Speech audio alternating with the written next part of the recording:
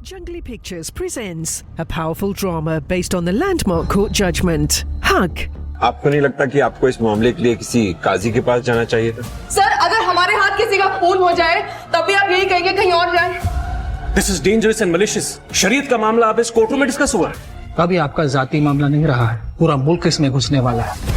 Directed by Suparn S. Verma, starring Imran Hashmi and Yami Gautam Dar, Haq. In cinemas Friday 7th November. हुजूर एक बार फिर से स्वागतम इस्तकबाल आपका करता हूँ फुर्सत के रात दिन विद आरजे निखिल पॉडकास्ट में। और आज भी बहुत से बेहतरीन उम्दा किस्से लिए हाजिर हूँ। आज किस्सा होगा केएल सेगल साहब से जुड़ा हुआ। जी हाँ, वो बिना शराब पिए गीत रिकॉर्ड नहीं करते थे, पर कौन से ऐसे म्यूजिक डायरेक्टर थे जिनके लिए उन्होंने गीत रिकॉर्ड किया पर बिना शराब पिए हुए। ऐसा कैसे हुआ, ये दिलचस्प किस्सा भी होगा आज के प्रोग्राम में। और साथ में वो फिल्म डायरेक्टर जिन्होंने हॉस्पिटल के बेड पर लेटे हुए प्रोड्यूसर बनने के बारे में सोच लिया था, तो फिर उन्होंने क्या किया ये भी आपको पता लगेगा।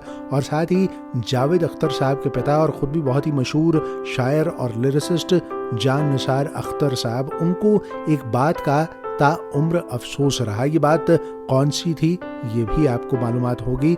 आप बस रहिए मेरे साथ और सुनते रहिए आपका मनपसंदीदा प्रोग्राम फुर्सत के रात दिन विद आरजे निखिल। आप सुन रहे हैं फुर्सत के रात दिन, कुछ किस्से, कहानियां, अफसाने विद आरजे निखिल।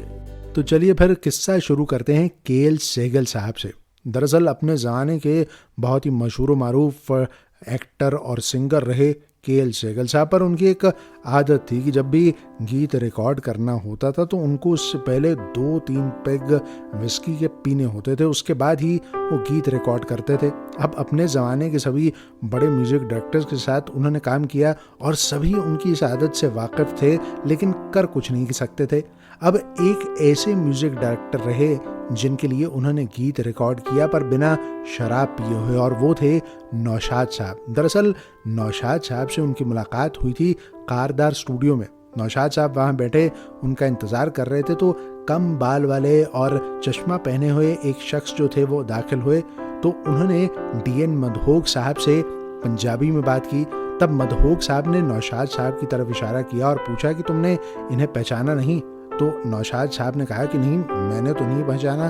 तो उन्होंने कहा ये और कोई नहीं, ये मशहूर एक्टर केएल सेगल साहब हैं जिनके साथ तुम फिल्म शाहजहां कर रहे हो। तो नौशाद साहब ने कहा कि फिल्मों में तो अक्सर इनको बालों के साथ में देखा, तो अब मैं बिना बालों के इनको पहचान नहीं पाया, तो उसके लिए माजरत चाहूँगा, माफ़ी चाहूँगा। खैर रिहर्सल की शुरुआत हुई तो केएल सेगल साहब ने पहले ही अपने ड्राइवर को इशारा कर दिया और वो उनके लिए पैक बना कर ले आया। उन्होंने एक पैक पिया और गीत रिकॉर्ड करना शुरू किया।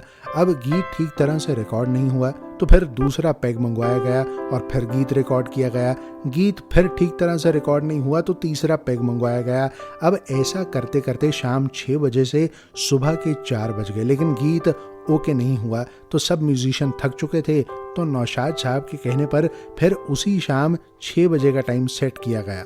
अब जब शाम 6 बजे केएल सेगल साहब पहुंचे तो पहले ही नौशाद साहब ने कहा कि आपसे हुजूर एक गुजारिश है कि आप एक बार जो गीत है वो बिना शराब पिए हुए मेरे साथ में रिकॉर्ड कर लीजिए और उसके बाद 2-3 पैग लगाकर गीत रिकॉर्ड कीजिएगा और फिर जो सही टेक होगा वही हम फिल्म के लिए रखेंगे। तो पहले तो बहुत घबराए केएल सेगल साहब कि बिना पिए तो मैं रिकॉर्ड नहीं कर पाऊंगा, लेकिन नौशाद साहब के बहुत इसरार करने पर वो मान भी गए और फिर उन्होंने बिना पिए हुए गीत रिकॉर्ड करने की शुरुआत की। अब वो गीत रिकॉर्ड हो गया और उसके बाद कुछ पैग लगाए और फिर गीत रिकॉर्ड किया। अब जो गीत फिल्म के अंदर रखा गया, क्या आप जानते हैं वो गीत कौन सा था? जी हाँ, वो गीत था जो उन्होंने बिना शराब पिए रिकॉर्ड किया था और वाकई वो गीत उनकी ज़िंदगी का बेहद यादगार गीत रहा। और यहाँ तक कि उन्होंने कहा कि मेरी मैयत पर भी यही गीत बजाया जाए। जब दिल ही टूट गया हम जी के क्या करेंगे, हम जी के क्या करेंगे, जब दिल ही टूट गया, जब दिल ही टूट गया।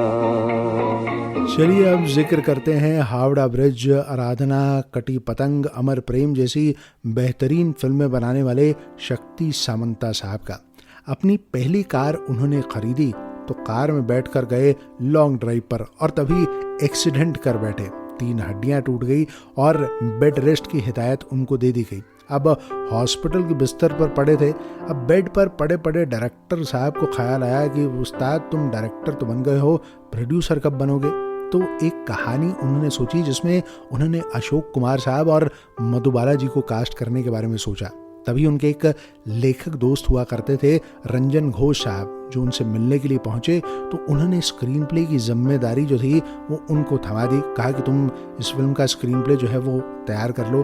अब अशोक कुमार साहब से जब मुलाकात हुई तो कहा कि आप तो फिल्म के अंदर काम कर ही रहे हैं, आपसे गुजारिश है कि किसी तरह से मधुबाला जी को कम साइनिंग अमाउंट में आप फिल्म में काम करने के लिए मना लीजिए। तो अशोक कुमार साहब ने कहा ठीक है, मैं बात करके ज़रूर देखूंगा। दादा मुनि ने जब मधुबाला जी से बात की तो 1 रुपए में उन्होंने फिल्म साइन कर ली। तो वहीं म्यूजिक डायरेक्टर के लिए ओपी नैयर साहब को चुना गया, जिन्होंने 1000 रुपए की डिमांड की। तो अब 1001 रुपए में फिल्म की नींव जो थी वो रख दी गई। और जब बड़ी स्टार कास्ट को देखा गया तो डिस्ट्रीब्यूटर्स ने तुरंत फिल्म खरीद ली। तो इस तरह से शक्ति सामंता साहब बन गए डायरेक्टर से प्रोड्यूसर, और वो भी हॉस्पिटल के बेड पर लेटे लेटे।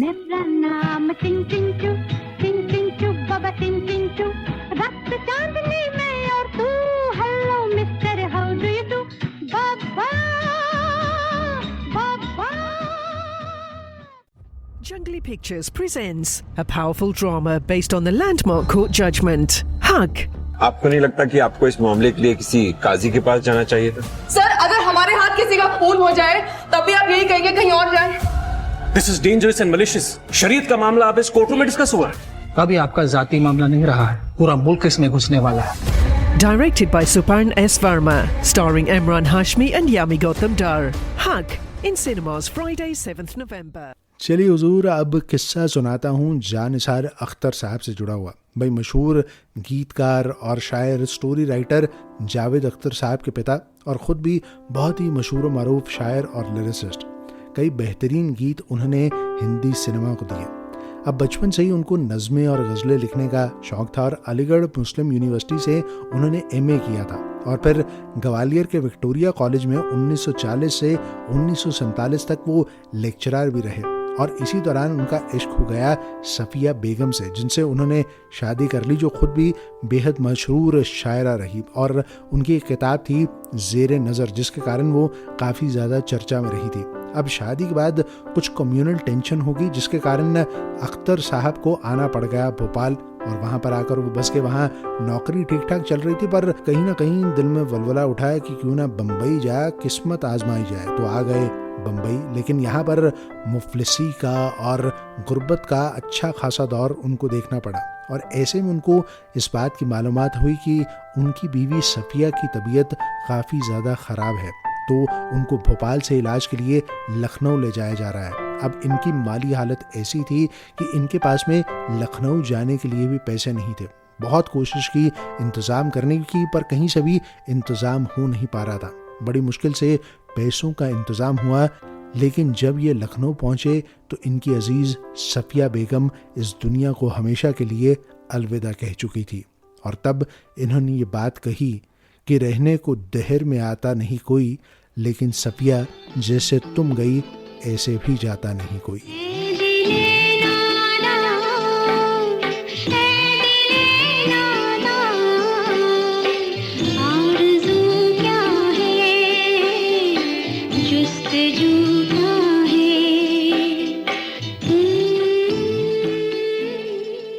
चलिए हुजूर, आज की किस्से कहानियाँ बस इतने ही, और साथ ही कुछ कमेंट्स मेरे पास में YouTube पर आए हैं जो कि फुर्सत के रात दिन प्रोग्राम को लेकर रिया पटेल जी का कहना है बहुत खूब निखिल जी, और साथ ही आयशा जी जिनका यूट्यूब पर जो नाम है वो है मेरा गाना बजा दे, उस नाम से उन्होंने ये कमेंट किया है कि लव्ड इट, और साथ में उनका ये भी कहना है कि मेरा संगीत रेडियो की फील जो है वो इस प्रोग्राम के ज़रिए आ रही। भाई कोशिश तो यही है कि चाहे वो पॉडकास्ट के फॉर्मेट में हो लेकिन वो रेडियो वाली फील जो है उसे ज़िंदा रखा जाए। तो आप भी अपना फीडबैक मुझ तक पहुंचा सकते हैं, आप मुझे ईमेल कर सकते हैं nikhil@merasangeet.com पर। फिलहाल के लिए इजाज़त, अगली पॉडकास्ट में अगले एपिसोड में फिर होगी मुलाकात।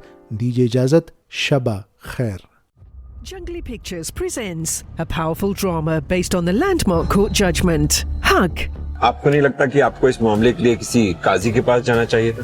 सर अगर हमारे हाथ किसी का खून हो जाए तब भी आप यही कहेंगे कहीं और जाए। This is dangerous and malicious. शरीयत का मामला आप इस कोर्टरूम में डिस्कस हुआ है। अभी आपका जाती मामला नहीं रहा है, पूरा मुल्क इसमें घुसने वाला है। Directed by Suparn S. Varma, starring Emran Hashmi and Yami Gautam Dar. Hug in cinemas Friday 7th November. From the director of Bend It Like Beckham. Merry Christmas. What do they call you then? Scrooge. What right have you to be merry? You're Indian and poor. What right do you have to be grumpy, huh? You're British and rich. Based on the Dickens classic A Christmas Carol. Open your heart and listen. Change yourself. Party pooper. For the better. It's festive, feel-good fun for all the family. Christmas Karma in cinemas November 14th.